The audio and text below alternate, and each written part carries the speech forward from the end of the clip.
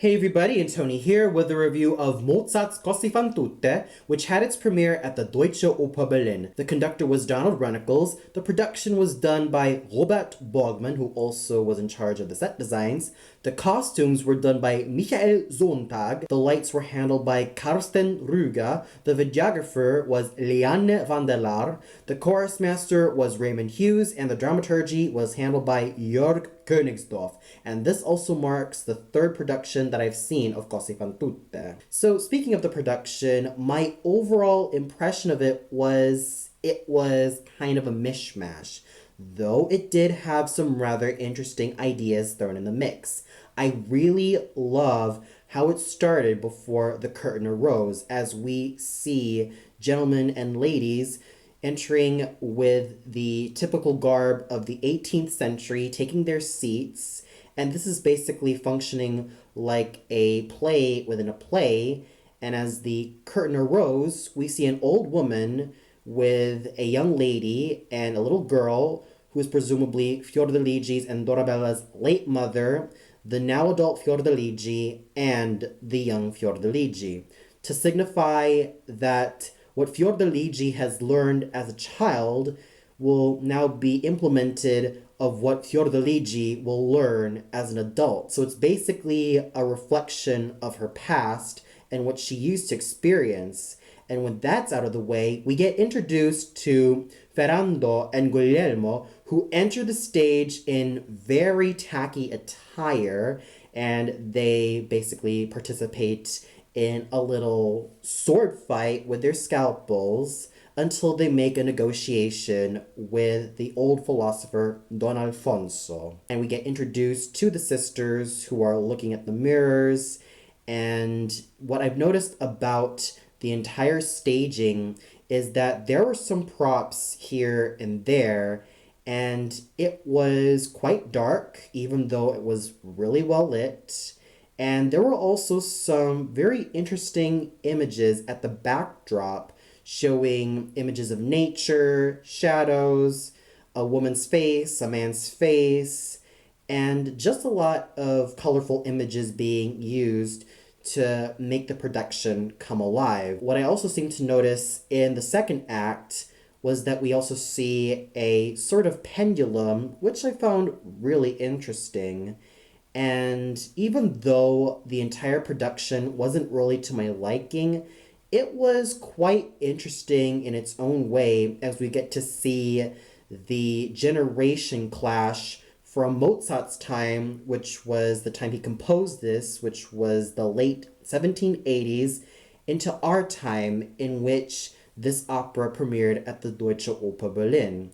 So I really found that juxtaposition very interesting. And during the climax and the ending, everyone is in modern garb with all of the backdrops being taken down. And even before the opera, we see the word youth to signify that this is basically a tale of the follies of young people when it comes to love, fidelity, and staying true to their beloveds.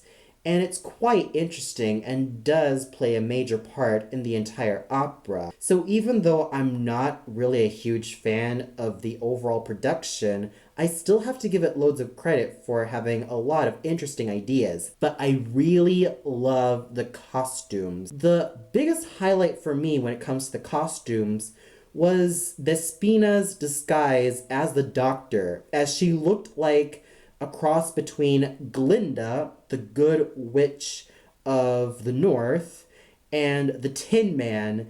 And I thought that was quite an amazing costume that she had. And even in her normal costume in the first act, in which she looked rather Lolita with that puffed up skirt and black leggings, black boots, and she just looked very adorable. In the second act, she wears a latex jumpsuit, and before the climax and during the ending, she wears a cream-colored gown, which looked absolutely fabulous on her. However, there's one caveat with Don Alfonso's costume, even though he looked very handsome, and I really loved his attire. The one thing that really stuck out like a sore thumb was his yellow boots. And special note to the costume designer, why would you give Don Alfonso yellow boots? They just definitely cramp up his style. And Noel Bowley, the gentleman who played Don Alfonso, is a very handsome man. He deserves to have another pair of boots aside from the color yellow. Maybe he could have had something like midnight blue or just plain black like the rest of the costume that he has. But it's safe to say that I really love the costumes, even though the yellow boots of Don Alfonso really do stick out like a sore thumb. And even though I wasn't really a fan of Ferrando's and Guglielmo's first costumes during their entrance because it looked really tacky on them, I am a huge fan of the costumes that they wore when they were disguised as Albanians and before they were about to go to war. And of course, Fiordeligi's and Dorabella's dresses looked absolutely gorgeous. Whether it be Fiordeligi's white gown and Dorabella's black gown in the first act, and then we get to see Fiordiligi wearing an elegant yellow gown and Dorabella wearing an equally elegant pink gown. And even for one moment, we see Fiordiligi wearing a cream colored gown, and she looked like an angel. So overall, the production may not be too much to my liking, but the costumes were quite elegant in their own special ways, even though there were some pieces that kind of stuck out like a sore thumb. And now we get to the singers, starting off with the ever fabulous Nicole Carr as Fiordiligi. I saw this wonderful lyric soprano as Tatiana last year, and I thought she did a very fabulous job. And here she was singing Fiordiligi, and I thought she did wonderfully. What more can you expect from a soprano who has sung the dramatic coloratura soprano roles of Luisa Miller from Verdi's Luisa Mira to the more lyrical roles of Mimi from La Boheme and Adalgisa from Norma to the more spinto / dramatic roles of Tatiana from Yevgeny Onegin. She definitely shows her musical prowess, and it is in full evidence as she was able to sing the heck out of this role. Her agility, her stamina, and that creamy, rich tone that she has was in full swing tonight, and her acting was very convincing. She was an angel on stage. She really knew how to play Fiordeligi's constant nature, and she does so in a very natural way. If there is one thing to describe how Nicole Carr is as a performer, it would be unpretentious. She had no gimmick. She was an honest singer. She really knew how to sing everything naturally and kept it all in her body and really knew how to use that voice with such a splendid technique, and she really knew how to act naturally without going too over the top nor too wooden. It was just the right temperament that she has for this iconic Mozart heroine. Her co-heroine / sister, Dorabella, was sung by the equally wonderful Stephanie Lauricella, and she has a very wonderful voice, which is no surprise as I've seen her in a couple of productions of The Love of Three Oranges as Smeraldina and Gounod's Faust as Sievel. And here she is singing Dorabella, and she was able to really sell it with this role. I really love the timbre of her voice. This is definitely one of the ideal voices for any Dorabella. Oh sure, I always love it when a lyric soprano sings this role, but Stephanie Lauricella does the role justice with her sweet, lyric mezzo voice, which is just right. It's not so peaky nor so meaty. It's not so light nor is it too heavy. It is just right. She was able to sing all the notes wonderfully. She was able to keep everything in her body, and she was able to really give off such an impressive performance as Dorabella. And her chemistry with all of her co-stars was extremely believable, and she really knew how to really be funny without going too over the top, and really was a natural actress. She acted the role very well, and she really knew how to manipulate that voice very well, as it was clarion yet delicate. It was homogeneous throughout all the registers, and she was a very fine musician with a very focused tone and an equally darling stage presence. And the chemistry between Nicole Carr and Stephanie Loricella as the sisters was very believable.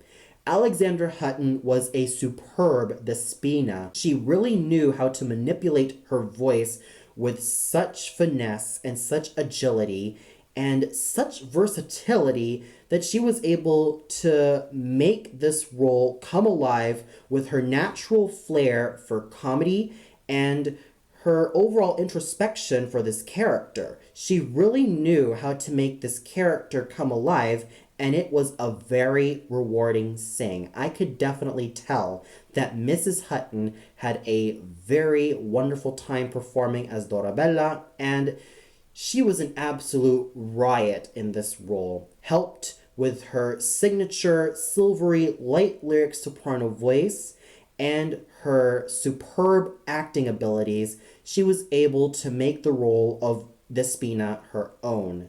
Then we get to the gentlemen, starting off with Guglielmo, sung by the fabulous John Chest, who I've seen in a lot of productions, both in the main roles like Papageno from Zauberflöte and the cameo roles or the smaller roles like Marullo from Rigoletto. What more can I say about this gentleman? He has a very handsome stage presence, and he really knows how to play elegance, swagger, and handsomeness and charm on stage. He was a naturally charming figure on stage, as to be expected from someone like Mr. John Chest.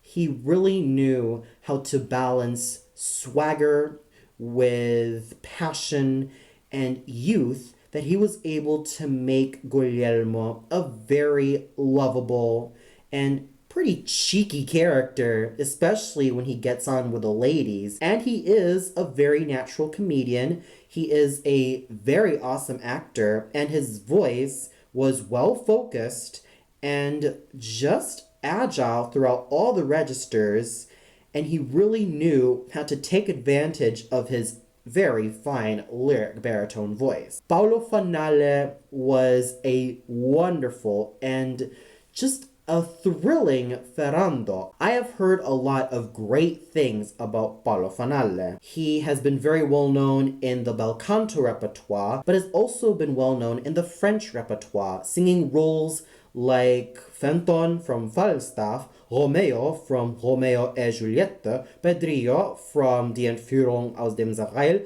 Tamino from Zauberflöte, and many of the iconic lyric tenor roles. And when I heard him on stage, my God, did he have such an amazing voice. First of all, it's not like any typical light lyric tenor voice where it's thin. This was a complete opposite. It was full, it was rich, creamy, yet very focused throughout all the registers. Whether he sings some of the low notes and even his piercing high notes, he really knows how to manipulate this superb instrument that he has had for many years. And it is a very wonderful instrument as he really knew how to make it ring and he really knew how to manipulate it wonderfully. And he was a very handsome figure on stage. He was completely dashing and he was so dreamy. He has a very Mediterranean profile with that chiseled face and a very tall and elegant physique. He was quite the charmer. He really knew how to balance masculinity with grace, strength with agility, and it's just so awesome watching this superb full lyric tenor do his thing, and his chemistry with John Chest as the Guglielmo was absolutely wonderful. They were both dreamy on stage. I was totally looking forward to these gentlemen every time they entered on stage, not just because they were very handsome, but they were very handsomely voiced singers who really knew how to manipulate their instruments, and they sang wonderfully. Noel Bowley was a superb Don Alfonso, and he really knew how to use that signature bass baritone voice to the best of his abilities, and his acting was superb. He was a very fine actor, and he really knew how to keep the audience in the palm of his hand. So overall, I have to give my huge kudos to all the singers for doing so wonderfully in these said roles. They deserve the highest praise from me, and it was definitely a wonderful premiere of this wonderful Mozart opera. And what more can you expect from the conducting done by Donald Runnicles? It was very well done, it was nuanced, and even though there were some passages that were quite fast, I still have to give him loads of credit for keeping everyone together in such great harmony. And the chorus, as to be expected, was absolutely well done. So overall, what more can I say about the premiere of Cosi fan tutte at the Deutsche Oper? This was a very excellent premiere, and I have to give everyone from the crew, the cast, the conductor, and chorus a huge amount of kudos for a job well done, and here's hoping to a lot more awesome performances of this particular opera. For those of you who are hankering to see this production of Cosi fan tutte, then go right ahead. For those of you who are not fans of Regie productions, then you might give this a skip.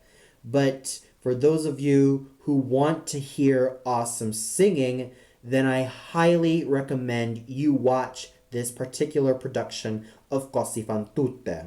With a cast like Nicole Carr, Stephanie Loricella, Alexandra Hutton, Paolo Fanale, John Chest, and Noel Bowley, you will not be disappointed. There is a lot of star quality with these awesome young singers, and these singers have wonderful futures ahead of them and have continued to improve on their craft, and they continued to give a lot of excellent performances.